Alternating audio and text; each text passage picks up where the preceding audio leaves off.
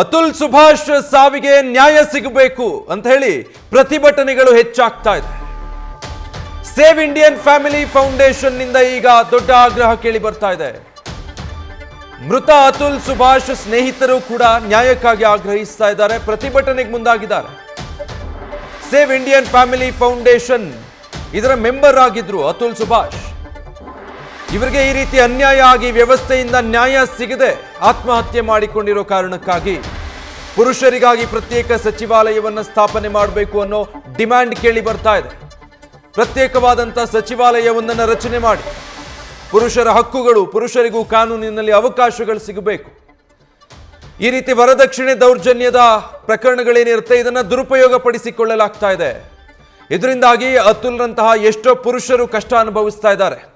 ಹೀಗಾಗಿ ಪುರುಷರಿಗೂ ಕೂಡ ಒಂದು ಪ್ರತ್ಯೇಕ ಸಚಿವಾಲಯ ಆಗಬೇಕು ಅನ್ನುವಂಥ ಕೂಗು ವ್ಯಾಪಕವಾಗಿ ಕೇಳಿ ಬರ್ತಾ ಇದೆ. ಕೇವಲ ರಾಜ್ಯದಲ್ಲಿ ಮಾತ್ರ ಅಲ್ಲ, ರಾಷ್ಟ್ರ ಮಟ್ಟದಲ್ಲಿ ಈ ಪ್ರಕರಣ ಈಗ ಚರ್ಚೆ ಆಗ್ತಾ ಇದೆ. ಸೋಷಿಯಲ್ ಮೀಡಿಯಾ ತುಂಬಾ ಇದೇ ಪ್ರಕರಣಕ್ಕೆ ಸಂಬಂಧಪಟ್ಟ ಹಾಗೆ ಹೆಚ್ಚು ಚರ್ಚೆಗಳಾಗ್ತಾ ಇದೆ. ಈ ರೀತಿ ಕಾನೂನನ್ನು ದುರ್ಬಳಕೆ ಮಾಡಿಕೊಂಡು ಹಣಕ್ಕಾಗಿ ಡಿಮ್ಯಾಂಡ್ ಮಾಡೋದು, ಬೇರೆ ಬೇರೆ ರೀತಿಯಾಗಿ ಡಿಮ್ಯಾಂಡ್ ಇಟ್ಟು ಆತ್ಮಹತ್ಯೆಗೆ ಕಾರಣ ಆಗಿರೋದು ಸಾಕಷ್ಟು ಪ್ರಕರಣಗಳಿದೆ. ಅದೆಲ್ಲವೂ ಈ ಪ್ರಕರಣದ ಮೂಲಕ ಪ್ರತಿಧ್ವನಿಸ್ತಾ ಇದೆ. देख रहे हैं सब आपका कल्याण हो। हेलो वर्ल्ड, मेरा नाम अतुल सुभाष है। मैं तकरीबन 34 साल का हूं, बैंगलोर में रहता हूं। इसका कारण 5 लोग हैं। पहला, प्रिंसिपल फैमिली कोर्ट जज जौनपुर रीता कौशिक। दूसरा, मेरी पत्नी निकिता सिंघानिया जो कि एक्सेंचर कंपनी में काम करती है दिल्ली में। तीसरा, मेरी मदर इन लॉ निशा सिंघानिया जो कि जौनपुर में रहती हैं। चौथा, मेरा ब्रदर इन लॉ अनुराग सिंघानिया जो कि और उर्फ पीयूष सिंघानिया, अनुराग उर्फ पीयूष सिंघानिया जो कि जौनपुर में रहता है। पांचवा, मेरे पत्नी के अंकल सुशील सिंघानिया जो कि जौनपुर में रहते हैं। आज मैं आपको बताऊंगा इस वीडियो में कि हम मेरे बूढ़े माता पिता और मेरे भाई पर कितने केसेस डाले गए हैं। हो सके तो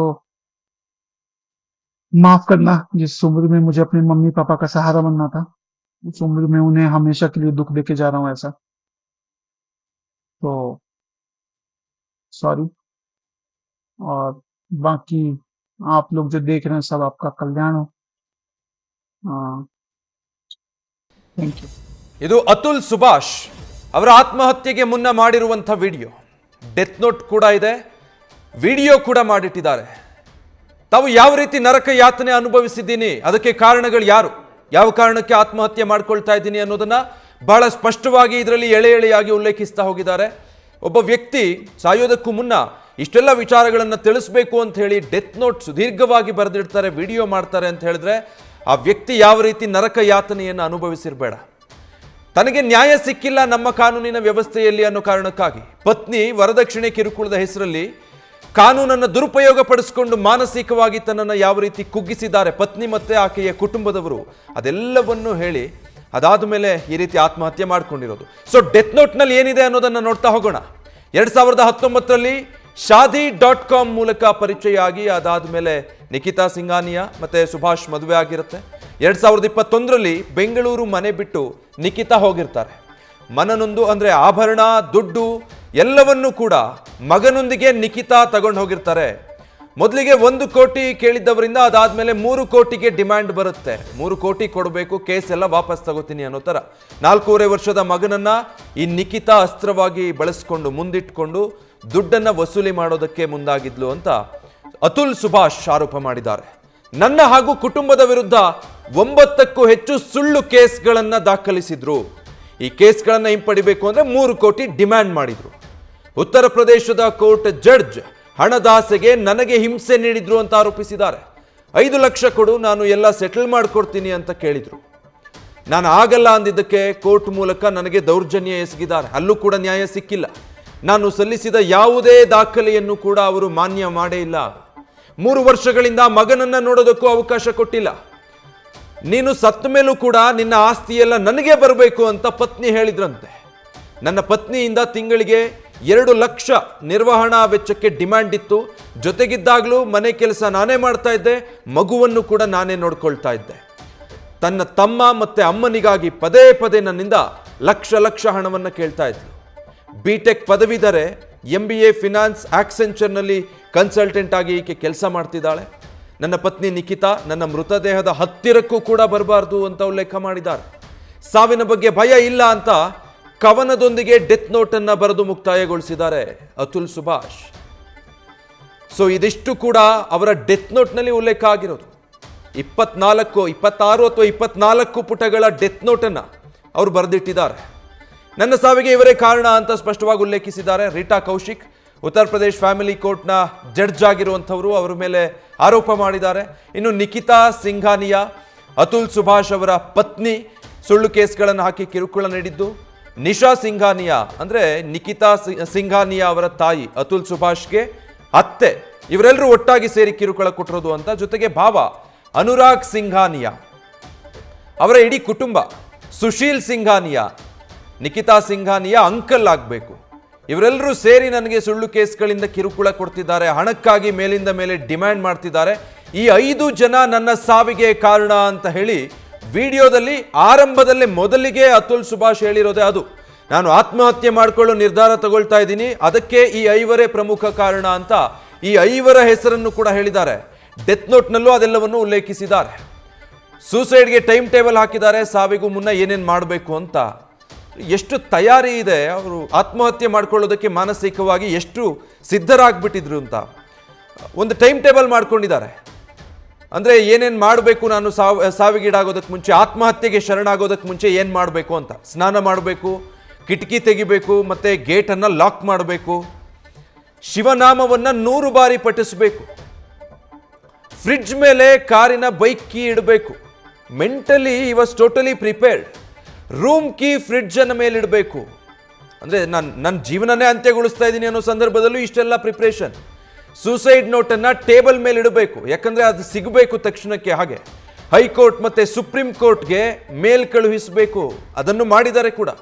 ಮತ್ತು ಆಫೀಸ್ಗೆ ಮೇಲ್ ಕಳಿಸ್ಬೇಕು, ಅತುಲ್ ಕೆಲಸ ಮಾಡ್ತಾ ಇದ್ದಂಥ ಆಫೀಸ್ಗೆ, ಲಾಯರ್ಗೆ ಮೇಲ್ ಕಳಿಸ್ಬೇಕು, ಇದೆಲ್ಲವನ್ನು ಮಾಡಿದ್ದಾರೆ.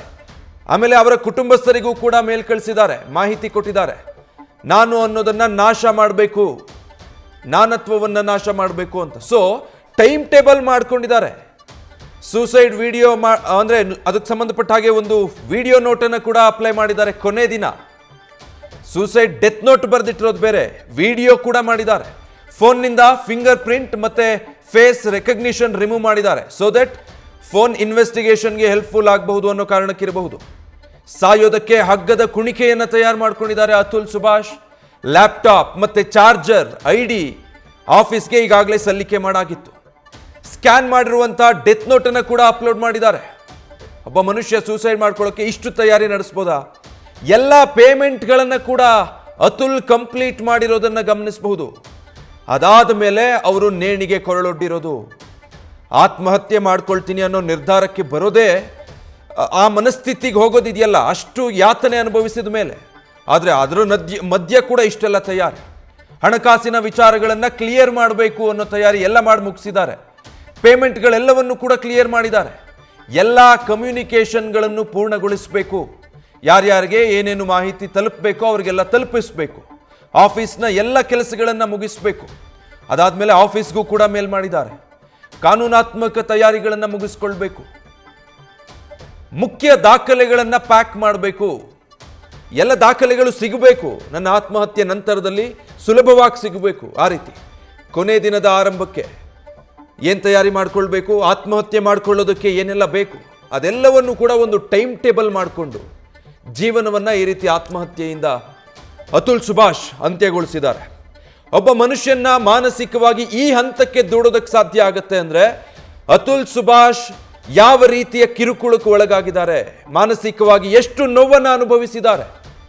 ಇಷ್ಟೆಲ್ಲ ತಯಾರಿ ಮಾಡಿಕೊಂಡು ಮತ್ತೆ ಅವರು ಹೇಳ್ತಾರೆ, ನನಗೆ ಸಾಯೋದಕ್ಕೆ ಭಯ ಇಲ್ಲ, ಸಾವಿನ ಮೇಲಿನ ಭಯ ಹೊರಟೋಗಿದೆ ನನಗೆ, ಹೀಗಾಗಿ ನಾನು ಆತ್ಮಹತ್ಯೆಗೆ ಶರಣಾಗ್ತಾ ಇದ್ದೀನಿ. ಅದಕ್ಕೆ ಕಾರಣ ಇಂಥವರೇ.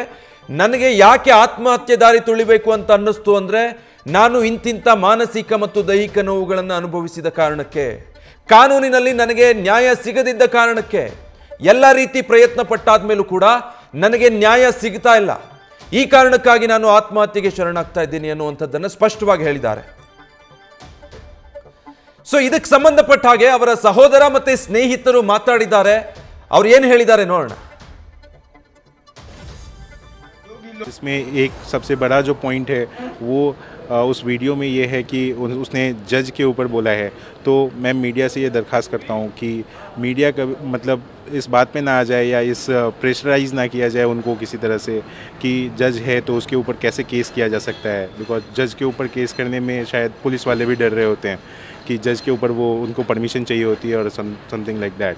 तो उनके ऊपर जो है एलिगेशंस जो लगे हैं इसकी भी जांच आइदर सुप्रीम कोर्ट के द्वारा कुछ कमेटी बना के या कुछ भी करके इस पे देखा जाए कि कैसे उनके ऊपर या जो पेशकार के ऊपर जो मेरी भाई ने बात करी है कि पेशकार कैसे घूस लेता है, कैसे क्या करता है, उसके इनकम्स को उसके जैसे भी देखा जाए, जैसे भी किया जाए. ಇಕೋಸ್ಪೇಸ್ ಮುಂದ್ಗಡೆ ಆಕ್ಸೆಂಚರ್ ಕಂಪನಿಗೆ ಅವಳ ಬಗ್ಗೆ ಡಿಸಿಪ್ಲಿನರಿ ಆ್ಯಕ್ಷನ್ ತೊಗೊಳ್ಳಿ ಅಂತ ನಾವು ಡಿಮ್ಯಾಂಡ್ ಮಾಡ್ತಾ ಇದ್ದೀವಿ. ಆಮೇಲೆ ಆ ಜಡ್ಜ್ ಬಗ್ಗೆನೂ ಏನಾದರೂ ಒಂದು ಆ್ಯಕ್ಷನ್ ತೊಗೊಳ್ಳಿ. ಜಸ್ಟಿಸ್ ಫಾರ್ ಅತುಲ್ ಸುಭಾಷ್ ಅಂತ ಅದೇ ಹ್ಯಾಶ್ಟ್ಯಾಗು, ಆಮೇಲೆ ಜಸ್ಟಿಸ್ ಇಸ್ ಡ್ಯೂ ಅಂತ 2 ಹ್ಯಾಶ್ಟ್ಯಾಗ್ ಇದೆಲ್ಲ, ಅದನ್ನ ಇಟ್ಕೊಂಡು ನಾವು ಪ್ರೊಟೆಸ್ಟ್ ಮಾಡ್ತೀವಿ. ಸೊ ನಮ್ಮ ಇಬ್ಬರ ಮೇಲೂ ನಮಗೆ ಆ್ಯಕ್ಷನ್ ಬೇಕಾಗಿದೆ, ಒಂದು ಹೆಂಡತಿ ಇನ್ನೊಂದು ಜಡ್ಜ್ ಮೇಲೆ. ಸರ್ ಅನ್ಬಿಲೀವೇಬಲ್ ಸರ್, ವರ್ಷದಲ್ಲಿ 3 ಟ್ರಿಪ್ ಅವನ ಜೊತೆ ಹೋಗಿ ಬಂದಿದ್ದೀನಿ. ಅವ್ನು ಸೂಸೈಡ್ ಮಾಡ್ಕೋತಾನೆ ಅಂತ ನಾನು ಹೆಂಗೆ ಸರ್ ಇಮ್ಯಾಜಿನ್ ಮಾಡೋದು? ನಾನು ಬೆಳಗ್ಗೆ ಎದ್ದು ಮೆಸೇಜಸ್ ಗ್ರೂಪಲ್ಲೆಲ್ಲ ನೋಡಿದಾಗ ಅತುಲ್ ಸುಭಾಷ್ ಈ ರೀತಿ ಕೆಲಸ ಮಾಡೋಕ್ಕೆ ಸಾಧ್ಯ ಇದೆಯಾ? ಬೇರೆ ಯಾರಾದರೂ ಆಗಿದ್ದರೆ ನಾವು ನಂಬೋದಾಗಿತ್ತು. ಅತುಲ್ ಈ ಕೆಲಸ ಮಾಡ್ತಾನೆ ಅಂತ ನಾನು ದಿಗ್ಭ್ರಮೆ ಆಗಿಬಿಟ್ಟೆ ಸರ್. ಆಮೇಲೆ ಇವ್ರಿಗೆಲ್ಲರಿಗೂ ಫೋನ್ ಮಾಡಿ ಏನಾಯಿತು ಅಂತ ಕೇಳಿದ್ರೆ ಅತುಲ್ ಸೂಸೈಡ್ ಮಾಡ್ಕೊಂಡಿದ್ದಾನೆ ಅಂತ ಹೇಳಿದ್ರು. ನನಗೆ ಇನ್ನೂ ನಂಬೋಕ್ಕಾಗಲಿಲ್ಲ. ಆಮೇಲೆ ಆ ರೂಮಲ್ಲಿ ಹೋಗ್ಬಿಟ್ಟು ಅವನು ಪೊಲೀಸ್ ಅವರಲ್ಲಿ ಇದ್ದಾಗ ರೂಮಲ್ಲಿ ಹೋಗ್ಬಿಟ್ಟು ನೋಡಿದ್ವಿ. ರೂಮಲ್ಲಿ ಹೋಗಿ ನೋಡಿದಾಗ ಅಲ್ಲಿ ನೇತು ಹಾಕ್ಕೊಂಡಿರೋ ಬಾಡಿ ಇತ್ತು, ಅದರಲ್ಲಿ ಒಂದು ಪೋಸ್ಟರ್ ಹಾಕ್ಕೊಂಡಿದ್ದ ಎದೆ ಮೇಲೆ, ಜಸ್ಟಿಸ್ ಇಸ್ ಡ್ಯೂ ಅಂತ. ಮೈ ಜೆಲ್ ಅಂದ್ಬಿಡ್ತು ಸರ್, ತಡ್ಕೊಳಕ್ಕಾಗಲಿಲ್ಲ ಸರ್. ಲಿಟ್ರಲಿ ನಾನು ಹತ್ಬಿಟ್ಟೆ ಸರ್ ಆ ಮೂಮೆಂಟಲ್ಲಿ ಇದನ್ನು ನೋಡಿ. ಸೊ ಇದು ಯಾರಿಗೂ ಆಗಬಾರ್ದು. ಒಂದು ಈ ರೀತಿ ಟಾರ್ಚರ್ನ ನೀವು ಸಿಸ್ಟಮಿಂದ ಕೊಟ್ಟು ಗಂಡಸರನ್ನು ನೀವು ATM ಥರ ಟ್ರೀಟ್ ಮಾಡಿ ನೀವು 3 ಕೋಟಿ ಕೊಡು, 5 ಕೋಟಿ ಕೊಡು, 80,000 ಮೇಂಟೆನೆನ್ಸ್ ಕೊಡು, 2 ಲಕ್ಷ ಕೊಡು, ಈ ಥರ ಎಲ್ಲ ಮಾಡ್ಕೊಂಡು ನೀವು ಮಕ್ಕಳನ್ನ ನೋಡೋಕ್ಕೂ ನೀವು ಬಿಡ್ತಾ ಇಲ್ಲ ಅಂತ ಹೇಳಿದ್ರೆ, ಆ್ಯಕ್ಸಸ್ಸು ಕೊಡ್ತಿಲ್ಲ ಅಂದರೆ ಏನು ಸರ್ ಸಿಸ್ಟಮ್ ಇದು? ಯಾವ ದೇಶದಲ್ಲಿ ಬದುಕಿದ್ದೀವಿ ನಾವು? ಅಂದರೆ ಗಂಡಸರು ಬರೀ ATM ಈ ದೇಶಕ್ಕೆ? ನಮ್ಮ ಫೀಲಿಂಗ್ಸಿಗೆ ಏನು ಬೆಲೆನೇ ಇಲ್ವಾ ಇಲ್ಲಿ ಸರ್? ತುಂಬ ದುಃಖ ಆಗ್ತಿದೆ ಸರ್. ನಿನ್ನೆ ಮಾತ್ರ ನನಗೆ ಟ್ವಿಟ್ಟರಲ್ಲಿ ಅವನು ಹ್ಯಾಶ್ಟ್ಯಾಗು ಅದೆಲ್ಲ ಓಡಾಡ್ತಿದ್ದು ನೋಡಿದ್ರೆ ತುಂಬ ದುಃಖ ಆಯಿತು ನನಗೆ. ಆದರೆ ಏನಾಯಿತು ಅಂತ ಹೇಳಿದ್ರೆ ಒಂದು ವಿಷಯ ಹೇಳ್ತೀನಿ ನಿಮಗೆ. ನಾವು ಅವ್ರ ವೈಫ್ ಮೇಲೆ ಜಸ್ಟಿಸ್ ಕೇಳೋಕ್ಕೆ ನಾವು ಆಕ್ಸೆಂಚರ್ನ ಟ್ಯಾಗ್ ಮಾಡಿ ಅವಳಿಗೆ ಡಿಸಿಪ್ಲಿನರಿ ಆ್ಯಕ್ಷನ್ ತೊಗೊಳ್ಳಿ ಅಂತ ನಾವು ಟ್ಯಾಗ್ ಮಾಡಿದ್ವಿ. ಆಕ್ಸೆಂಚರು ಅವರ ಪೋಸ್ಟ್ಗಳನ್ನೆಲ್ಲ ಪ್ರೊಟೆಕ್ಟ್ ಮಾಡಿ ಈಗ ನಾವು ಹಾಕಿದ್ದನ್ನು ಅವ್ರನ್ನ ಟ್ಯಾಗ್ ಮಾಡಬಾರ್ದು ಅನ್ನೋ ರೀತಿಯಲ್ಲಿ ಮಾಡಿದೆ ಸರ್. ನೋಡಿ, ನಾವು ತುಂಬ 10-15 ವರ್ಷದಿಂದ ನಾವಂತೂ ನಮ್ಮ ಪ್ರಯತ್ನ ಪಡ್ತಾನೆ ಇದ್ದೀವಿ. ವರ್ಷ ನ್ಯಾಷನಲ್ ಕಮಿಷನ್ಗೆ ಬೇಕು ಅಂತ ಪ್ರೈಮ್ ಮಿನಿಸ್ಟರಿಂದ ಇಟ್ಕೊಂಡು ಪ್ರೆಸಿಡೆಂಟ್ ಆಫ್ ಇಂಡಿಯಾಯಿಂದ ಇಟ್ಕೊಂಡು ಎಲ್ಲರಿಗೂ ಒಂದು ಪಿಟಿಷನ್ ಕಳಿಸಿದ್ದೀವಿ. ಬಟ್ ಏನು ಆಗೋ ಅಂತ ಕಾಣಿಸ್ತಾರೆ ನನಗೆ. ಯಾಕೆಂದರೆ ಈ ಸಬ್ಜೆಕ್ಟೇ ಇಂಟ್ರೆಸ್ಟ್ ಇದೆ, ಯಾರಿಗೂ ಕೆಲಕ್ಕೂ ಇಂಟ್ರೆಸ್ಟ್ ಇದೆ. ಇವಾಗ ಇಂಥದ್ದು ಯಾವ್ದು ಒಂದು ಘಟನೆ ಆದರೆ 2-3 ದಿವಸ ಮೀಡಿಯಾನೇ ಹೊಡುತ್ತೆ, ಆಮೇಲೆ ಅಷ್ಟೇ ಕ್ಲೋಸ್ ಮ್ಯಾಟ್ರ್, ಯಾರು ತಗೋದೇ ಇಲ್ಲ.